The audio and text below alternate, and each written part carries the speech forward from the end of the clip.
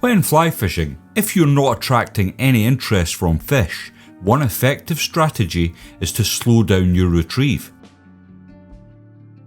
Fish can be cautious and may not respond to fast movements. By slowing down your presentation, you mimic the natural behaviour of the trout's food source, making it more enticing. A slower retrieve allows for a more realistic portrayal of the fly, increasing the chances of drawing in curious fish. Additionally, it provides fish with more time to spot and assess the fly, ultimately leading to a higher likelihood of a take. Experimenting with the speed of your retrieve can help you adapt to changing conditions and fish behaviour, enhancing your overall chances of success.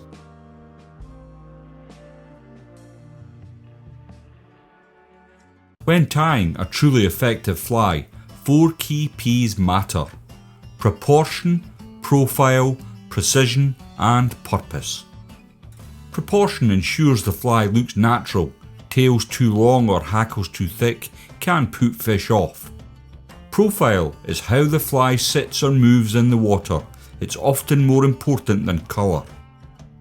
Precision means clean, deliberate tying. No bulky thread wraps or wandering materials. It's about neatness that holds up after a few fish. And finally, purpose grounds your pattern. Know what you're imitating when it hatches and how fish behave around it. Without that, you're just tying fluff to a hook. Follow for more hints and tips on fly fishing and fly tying.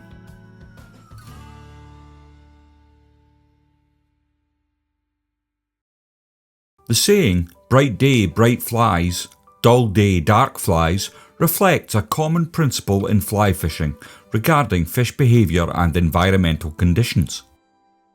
On bright sunny days, fish are often more active and can see brightly coloured flies better. Bright colours like yellow, pink, orange or chartreuse can attract their attention. Conversely, on overcast or dull days, darker colours like black, brown or olive can be more effective, as they create stronger silhouette against the dimmer light, making them stand out to fish. While this guideline isn't foolproof, it serves as a useful rule of thumb for anglers to adapt their fly selection based on the weather and lighting conditions, enhancing their chances of a successful day.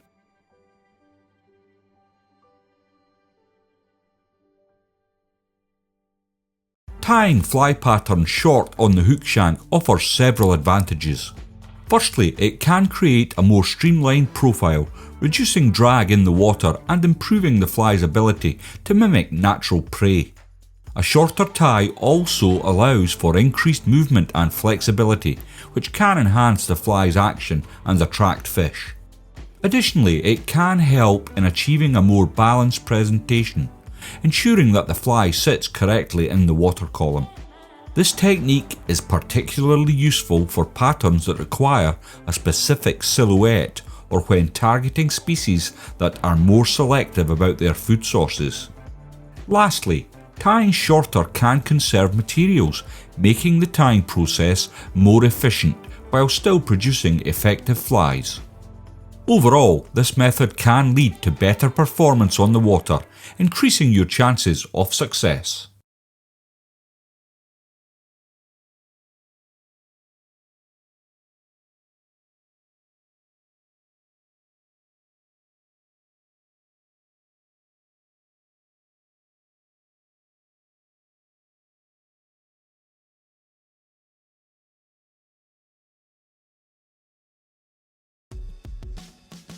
Floating shrimp are a potent choice for targeting trout in UK still waters, where their realistic presentation attracts fish effectively. These shrimp mimic the natural food source found in these waters, making them more appealing to trout. The buoyant design allows them to maintain a position just below the surface, providing a tantalising meal for fish. The floating shrimp can act as a point fly on a slowly sinking washing line cast.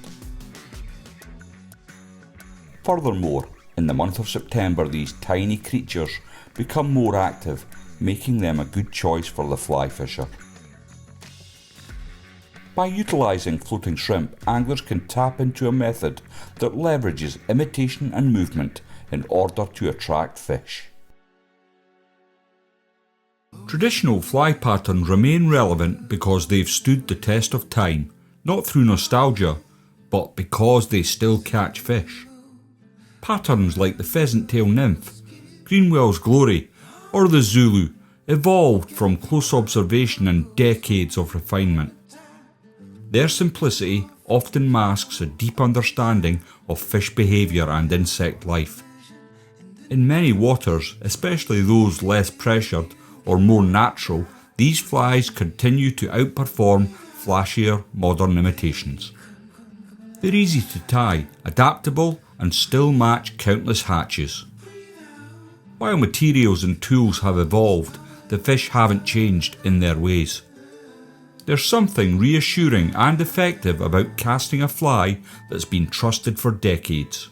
Do you still use some traditional flies?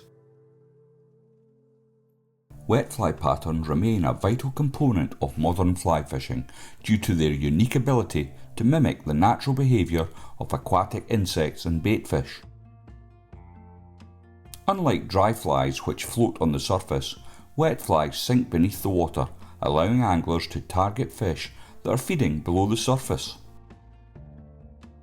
This versatility enables the angler to adapt to varying conditions such as fast-moving waters or heavily pressured still waters.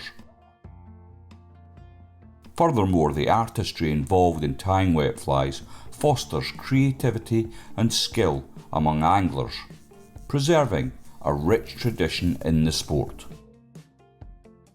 As fish behaviour and environmental conditions evolve, wet flies continue to prove their effectiveness, ensuring their relevance in the ever-changing landscape of fly fishing. One of the common misconceptions in fly tying is that a successful pattern requires a pile of materials. In truth, many of the most effective flies are built from just 2 or 3 elements used with care. A hook, thread, and 1 or 2 well-chosen materials can imitate far more than most anglers realise. Think of the hare's ear or the woolly bugger. Both prove that simplicity often outfishes complexity. The key lies in proportion, profile, and how the material behaves in the water. Extra flash or bulk can sometimes improve a pattern, but more often it distracts from its purpose. A good fly doesn't need to be complicated, it needs to suggest life and movement.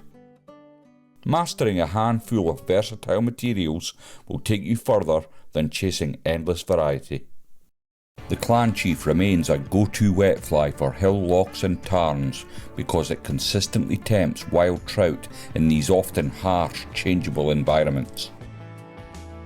It's a mix of dark, natural tones with a flash of red offers the perfect blend of subtlety and attraction, standing out just enough in peaty water without looking unnatural. The pattern of soft hackle gives it life with the slightest twitch, pulsing with movement, even on a slow retrieve. On remote waters where trout can be selective one moment and reckless the next, the clan chief's profile and colour balance seem to match a range of prey from drowned terrestrials to small aquatic insects. Decades after its creation, it still earns its place on the cast, proof that some patterns simply suit the wild character of these high waters. In the spring, there can be great sport to be had from fishing buzzers deep. To achieve this, start with a heavy gauged hook like the Hanak H310 barbless. To achieve depth quickly, this varnish style of fly will sink through the water column in double quick time and act as an anchor for your team of flies. Pay attention to the end of your fly line for any subtle takes on the drop. Ensure you give the fly time to sink to the depth.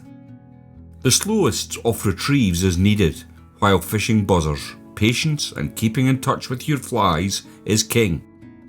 Adding hot spots to flies can trigger fish to take the fly. This one incorporates two: the hot orange goose biots and the mirage top cover, giving that hint of flash. Thanks for watching, and I'll see you all in the next one.